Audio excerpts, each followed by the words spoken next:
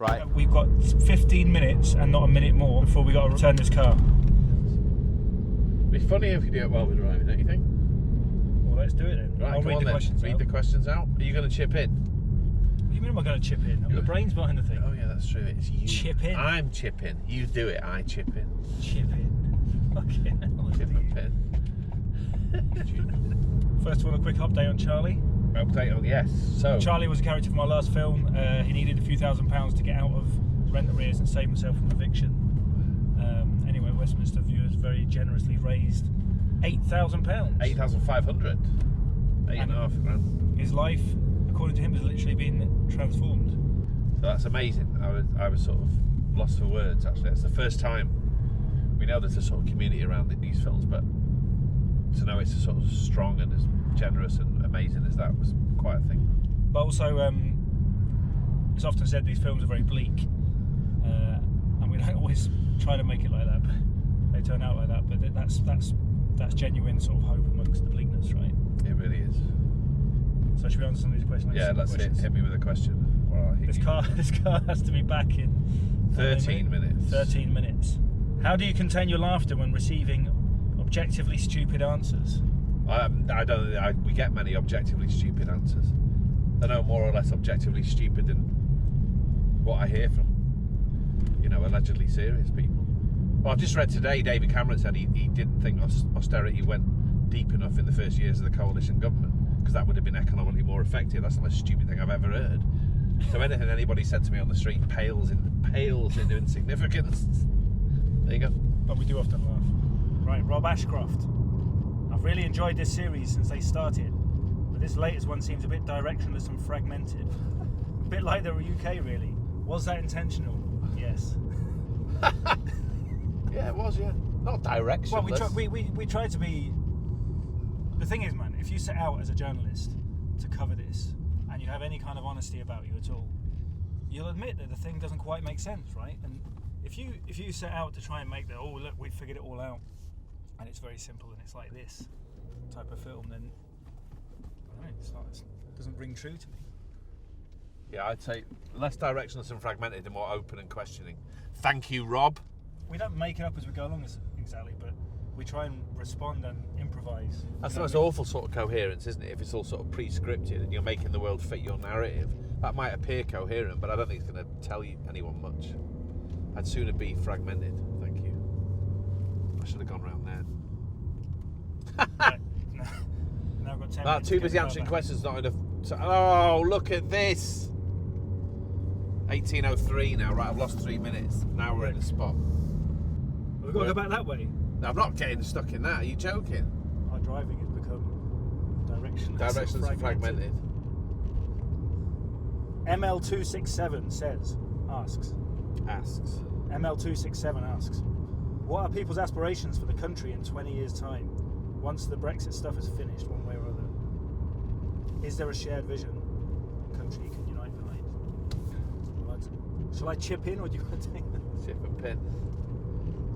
I'm worried now they're going to have gone home by the time we get there.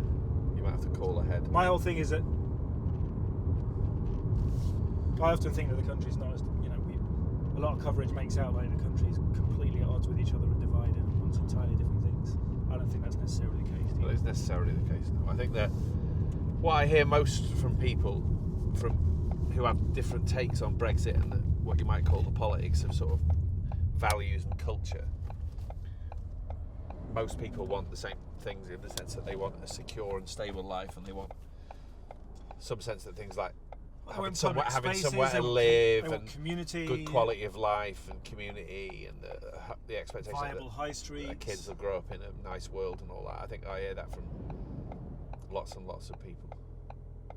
I don't think what human beings want is that complicated. That's all that different. This is from Hebrew Hammer. Do you notice that Brexiteers feel like they are under attack from the Westminster elite? God, what a question. I think they feel...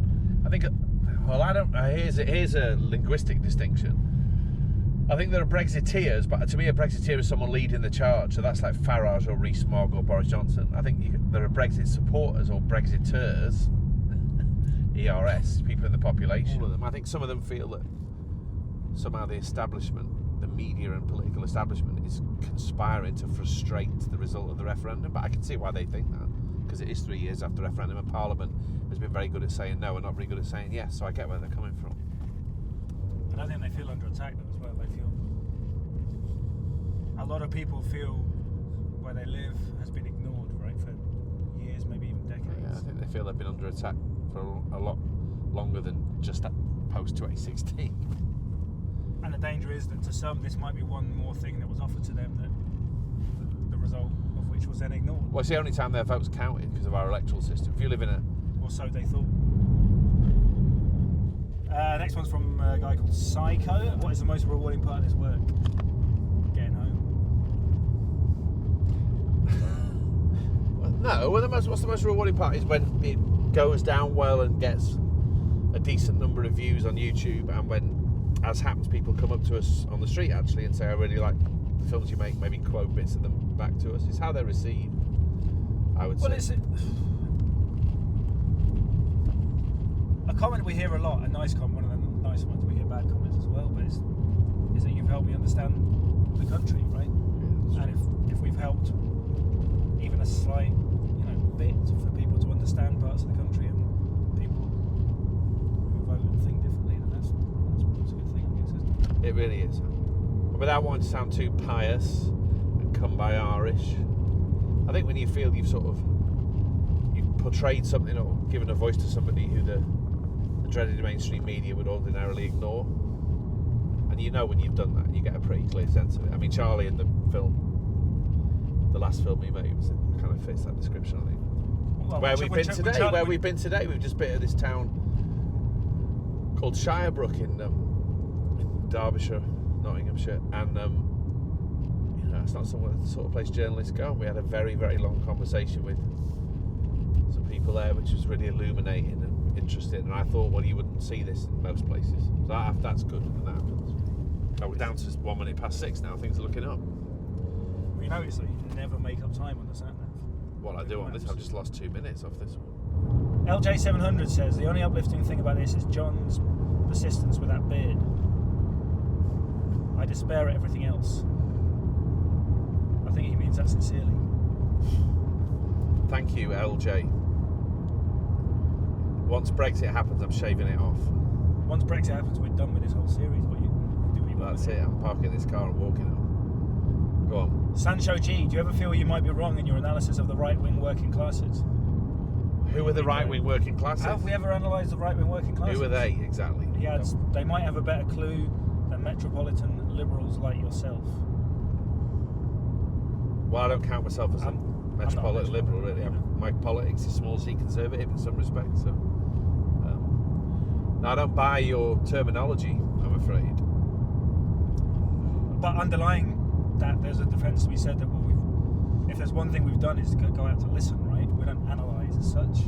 Not for me to analyse. You say, well, here it is. That's what they say. Occasionally make the mistake of analysing but try and stay away from it. Do you know what I mean? But I don't think you think you know everything. No. I think I'm. All the time you're haunted all the time by being wrong, and you question yourself, and you think, God, is this correct? Why is he or she who knows not? Correct. The more you see, the less you know. George Harrison. Right. Fez Mez, why are you so anti-Brexit? Don't think we are we? You're a bit more anti-Brexit. Yes, we differ slightly on that, I think. It's fair. You don't seem to understand that Brexit isn't a question of economics. The people who voted for Brexit couldn't care less about economics. They want Britain to remain British. Well, good luck caring less about economics, because you'll start to care about economics when there's no food in the supermarket and you haven't got a job. So I think people do care about economics. I think it's a complete misrepresentation of the whole thing. I'm changing lanes. This enterprise is shutting in 3 minutes. Oh, you're going to make it? I'm going to make it. I'm ambivalent about Brexit in the sense that don't have a crash. I don't. The Remain side or the loudest elements of it drive me bananas, or have the capacity to drive me bananas. I'm not a doctrinaire Remainer in that sense. I think that's what that question seemed to imply. Do you think the chances of Lib Dems getting enough support to revoke Article 50? L48H. I think there's about as much chance of Elvis Presley returning. I've always enjoyed, says Stephen McClellan, this series, but the weakness for me was the daytime high street demographic is not particularly representative. Oh, you think we don't know that? First of all, I question that on two grounds, but you do identify some really interesting problems, you said, so it's not as good.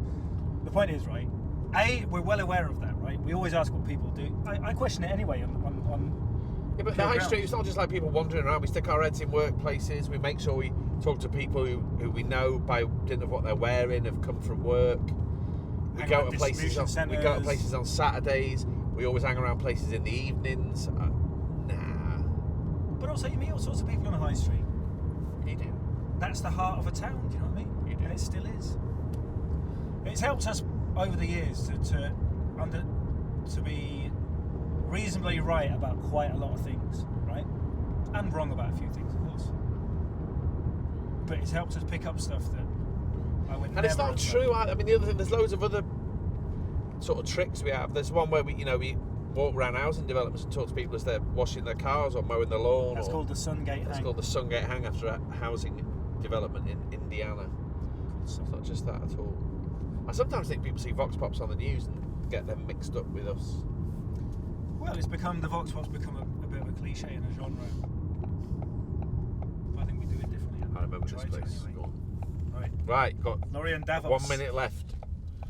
Did you notice any change of opinions from people you talked to since the start of the Brexit campaign until now? That's a great question. Yes, in some instances. I've met people who changed their mind, who voted Leave and would now back Remain. We've met people who voted Remain but think... I've met a lot of people who voted Remain who just think, well, they lost and therefore leave. I think that's that's an underappreciated segment. But I think fundamentally, I think it's still sort of 48-52. Definitely.